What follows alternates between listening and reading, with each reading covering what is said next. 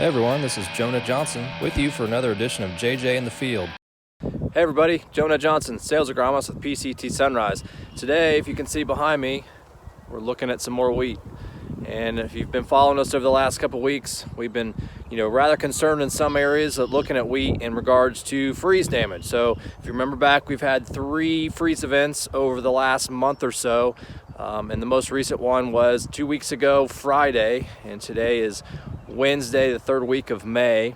And I'm currently standing on the border of southwest corner of Clinton County and right next to Warren County. And so we looked at this field on Monday, as you can see behind me, and we started to notice heads that were starting to show freeze damage because this field was quite advanced. And so we will now look at some of these heads and show you what the difference is, and then also look at the stages of flowering, because this field is also in several different stages of flowering. So let's take a closer look. All right, so here I've went out in the field and pulled some various wheat heads to have a minor discussion about the progression of some of the freeze damage. And so if you think about those temperatures, this wheat, depending on where it was in the field, was emerging these heads. And when the heads are in the boot stage and emerging out from the leaf sheath, they become very sensitive to freeze damage. And so if you remember 2 Fridays ago, we had anywhere from 26 to 30 degrees depending on where you're at, especially here in southern Ohio. And wheat heads, when they are fully exposed, can be damaged anywhere in that 30 to 32 degrees area. And so some of these heads had varying expressions of freeze damage. So if I come up here and show you what a normal head should look like, you can see here that this head has plump spikelets, greenish yellow, looks pretty healthy to me. You can note that some of the awns have some minor bending to them, and that's probably from some of the cold temperature. And then here on the head on the right, as you can note that some of the awns are much more twisted, and so that's showing more freeze damage, but nothing exceptionally visual on the spikelets and on the total wheat head itself. So now if we come in and start to show, here is some more of that damage. And as I go to my right, you'll note that we'll start to see varying severities of wheat damage on these wheat heads.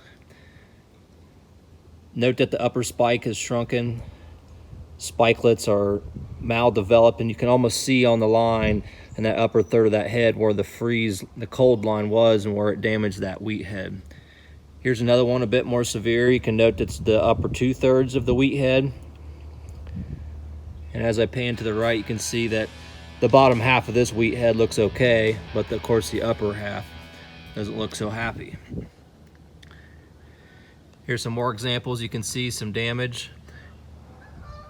And the cold doesn't always have to damage it where you may think, in the upper or the lower. And you can see in this case, our damage was right in the center of the spikelet. And so, that being said, these heads will have varying production levels, and this wasn't over.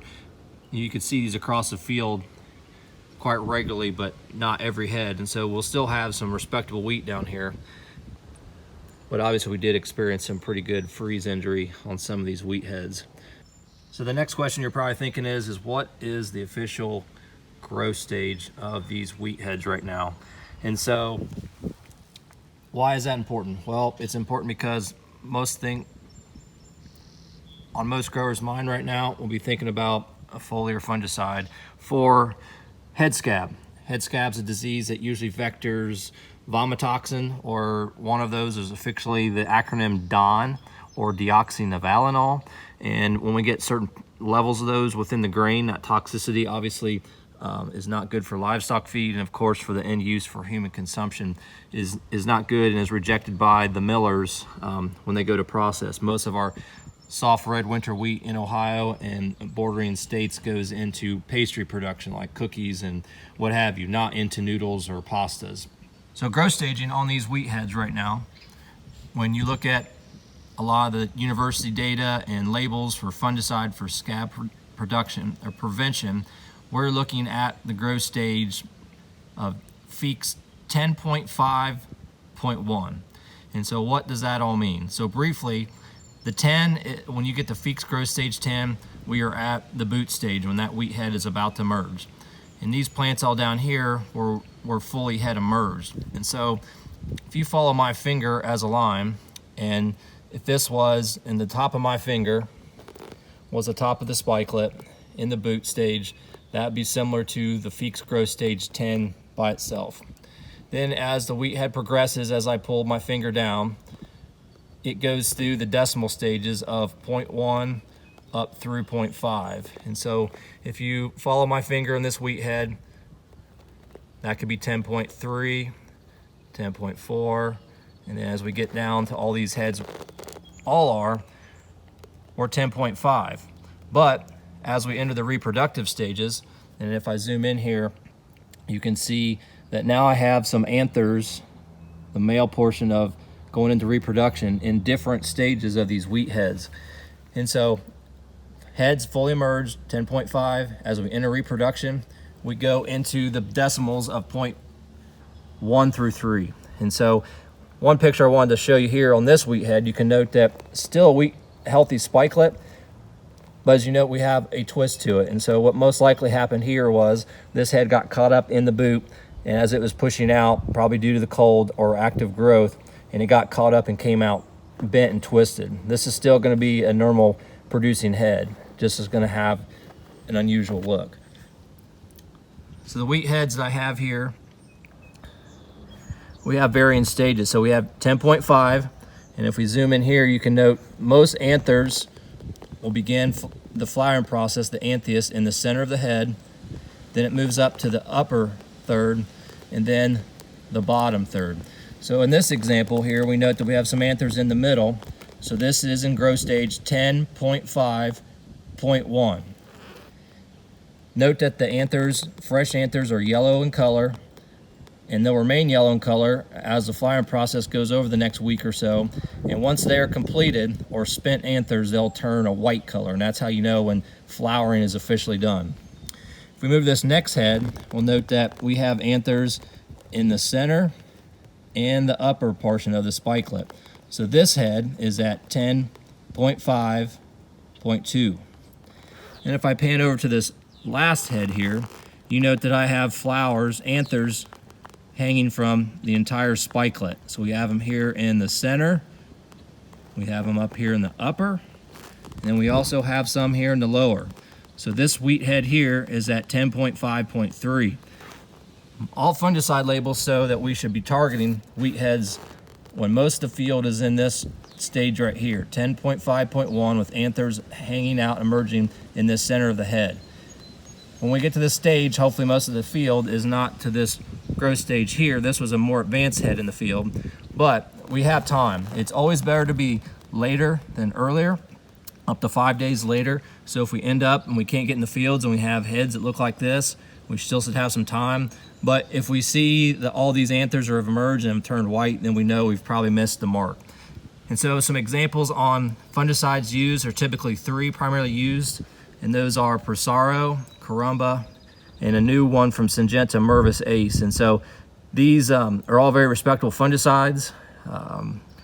We want to make sure, because these are triazoles, the basis of them, and they target killing the disease is what's out there. And the best we can get is about a 70% suppression, 70-80%. It's not usually more than that. So typically we have a variety that has high scab tolerance with a timely fungicide combined with that. That's the kind of suppression we usually get out of head scab. And so fungicides you want to stay away from. Any of the strobilurin chemistries by themselves, like a Headline or Approach, for example, or a combination product that may have a triazole and a strobilurin. Strobilurin chemistries have been shown to actually increase the DON, or the deoxynivalenol, within the wheat grain, and that's something we definitely don't want to do. So even though this may be a more economical choice in the current economy, please stay away from those and stick to the 3 aforementioned fungicides that we talked about. Another thing noted out in the field this year is that we've had some barley yellow dwarf virus. And so if I zoom in here, you can see that if you're finding leaves out in the field that have this reddish tint and you follow those down, those are typically vectored by aphids. And so If you can see here, we have 3 aphids tucked in this corner of the leaf, and I'll insert a picture so you can see those guys up close. But essentially these aphids vector this barley yellow dwarf virus. So if you're curious what that red tint is on the leaf, most likely that's what that is. So there you have it. So we've had quite an interesting season this year with our wheat production in Ohio. Hopefully you guys up in more central and northern Ohio won't notice as much of this erratic freeze injury that we've had. You know, we haven't seen something like this in quite some time. Like I always say, that Kentucky and other states typically see worsening of this because there's so much fur ahead. But hope this helped you kind of target what to look at in your fields from freeze damage, and of course timing of your growth stage in your wheat for a timely fungicide application. So if you have questions, please let us know. Reach out to your local ASA. This is Jonah T. Johnson, Sales Agronomist with PCT Sunrise. Thanks for watching.